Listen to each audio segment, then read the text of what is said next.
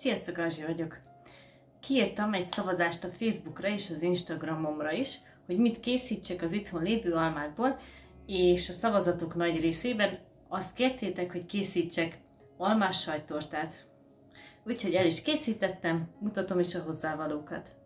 A sajttortához szükségünk lesz 2 közepes almára apróra vágva, 60 g cukorra, egy kis kanál fahéjra és egy kis kanál citromlére. A torta alapjához szükségünk lesz 200 g kekszre és 80 g olvasztott vajra. A krémhez szükségünk lesz 250 g mascarponéra, 5 g zselatinlapra, ez nekem 4 darab, egy evőkanál házi vaníliás cukorra, vagy egy csomag bolti vaníliás cukorra, 5 deka cukorra, egy evőkanál citromlére és 150 g habtejszínre. A tetejére majd megmentjük ennek a levét, ezen kívül 5 g zselatinlap, ez ismét csak 4 darab, és 30 g cukor. A tészta alapjával kezdünk. Én már kibéleltem egy tortaformát sütőpapírral, ez egyébként 19 cm átmérőjű, és egyszerűen csak a vajat ráöntjük a kekszre, és jó alaposan összekavarjuk. Nekem ez még kicsit száraz maradt, ugye minden keksz más, úgyhogy én még adok hozzá 15 g olvasztott vajat, hogy jó kis alapunk legyen. Tehát akkor jó, hogyha fogtok egy darabot, összenyomjátok rendesen, és nem esik szét. Ilyenkor mehet bele a tortaformába, és szépen belenyomkodjuk az aljába. Ahogy már korábban mutattam nektek, erre a legjobb eszköz egy krumpli törő. A következő, amit el kell készíteni, az az almakompót. Viszont először is keresni kell egy akkora tálat, ami kisebb, mint a tortaformánk, és bírja a fagyasztást. Hogyha ez megvan, akkor jöhet az almakompót elkészítése. Ha ezzel megvagyunk, mehet be a hűtőbe, amíg el nem készül a krém. Ugye mondtam, hogy a levet megmentjük, úgyhogy ezt beleszűröm egy kis tálba. És hogyha lecsöpögött, akkor belerakjuk egy edénybe, hozzáöntjük a cukrot, a fahéjat és a citromlét csak a legvégén megy bele. Ezzel elkezdjük főzni. Elkezdjük főzni közepes fokozaton, sűrűn kavargatva, de azért vigyázzunk, hogy ne nagyon törjük össze. Amíg ez itt fő, addig folpakkal béleljük ki azt a tálat, amiben majd ezt bele fogjuk önteni.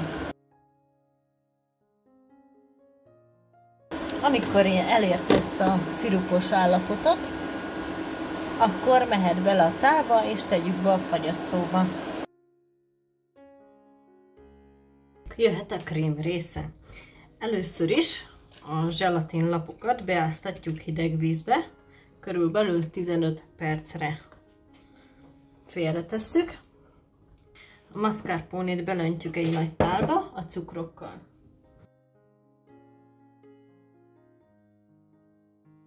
És jól elkeverjük. Ha a mascarponét kikavartuk, jöhet a habtejszín, ezt félig fogjuk felverni. Egyébként a krémhez csak akkor fogjatok hozzá, ha már úgymond megfagyott az almakompót. Akkor jó, amikor elértük ezt a krémes állagot, mehet bele a mascarponéba, és jól összekeverjük.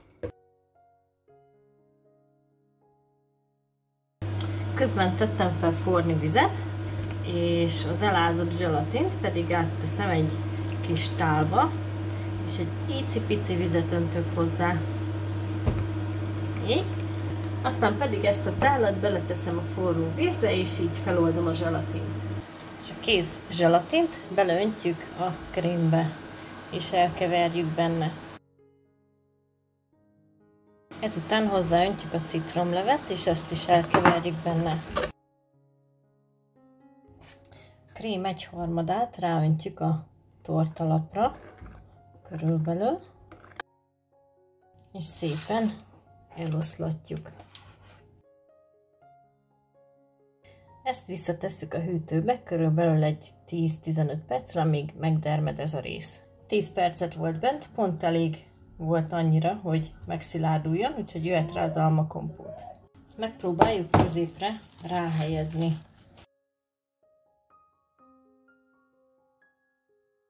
És akkor jöhet rá a krém többi része.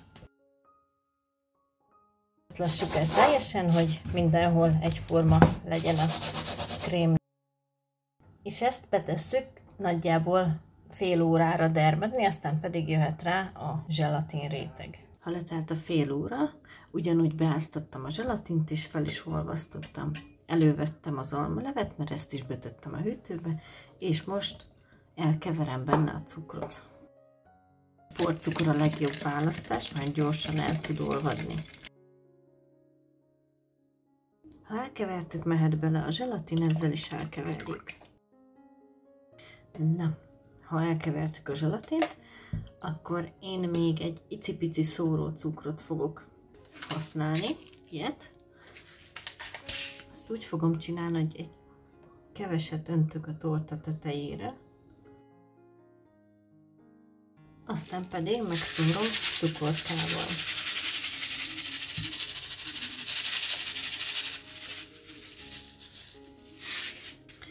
Ezt beteszem a hűtőbe egy pár percre, aztán jöhet rá a következő réteg zselatin.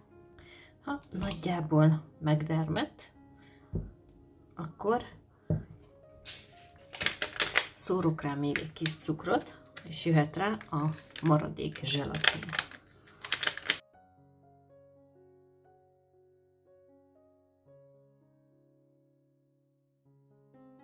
És most mehet be egy éjszakára a hűtőbe. Ha letelt az egy nap, levesszük a fóliát, és szépen kivesszük a torta formából. Előtte körbevágom műanyagkéssel, hogy szépen elengedje az oldalát. Így néz ki oldalról, már is vágok egy szeletet, hogy milyen belülről. Tehát így néz ki a belseje, szépen látszik az almakompót belül, úgyhogy meg is kóstolhatjuk. Elkészült az almás sajttorta. Megmutatom nektek, hogy nagyon szépen látszódnak a rétegek, keksz, sajttorta, kis almakompót, sajttorta, és a tetején a zselatin. De már, mint látjátok, több mint fele elfogyott, úgyhogy határozottan állíthatom, hogy nagyon finom sajttorta lett, úgyhogy érdemes kipróbálni. Egyébként elkészíthetitek körtével is, azzal is nagyon finom lesz.